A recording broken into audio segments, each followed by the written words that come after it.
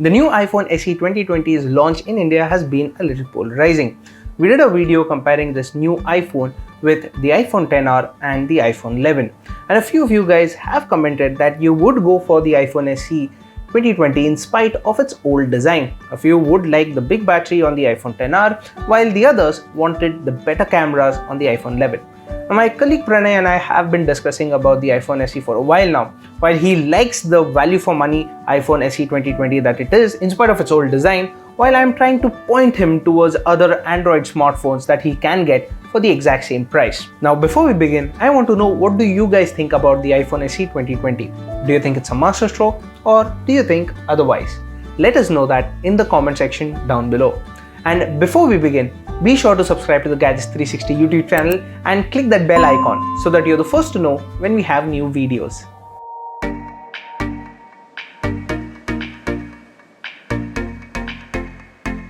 First, let me talk about the biggest problem I have with the iPhone SE 2020, and that is the display. The display is too small by 2020 standards and the bezels are thick.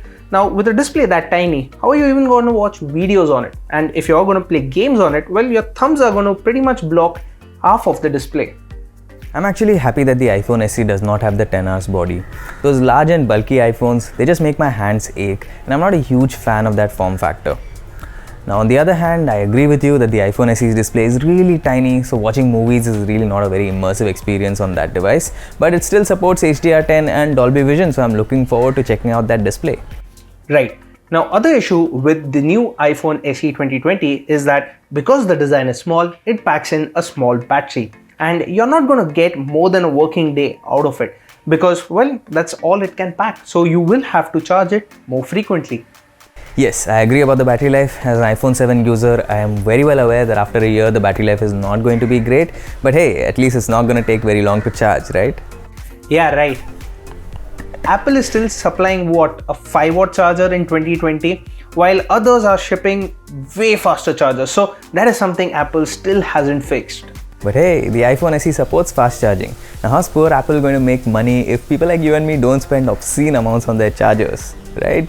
Yeah. Jokes aside, I'm really happy that the iPhone SE has support for fast charging and the fact that it has IP rating for water and dust resistance, apart from the fact that it has wireless charging support as well. At this price, I will agree, it's not a very common feature that you would find, but I would let go of these features in favor of a modern design and a big battery any day. So Aditya, if you want all those features, there's always the iPhone XR, right? I think the iPhone SE has shipped with a great set of features at a really good price. Now, at 42,500 rupees, it's quite uncommon to find that level of performance with IP rating and wireless charging, again, at that price. You know what Android smartphones are going to offer to you at that price? You are going to get Face Unlock as well as in-display fingerprint scanners at that price. And once you use Face Unlock, there's no way you're going back to, your traditional fingerprint scanner. So Face ID works really well as long as you're not wearing a mask, right? Valid point.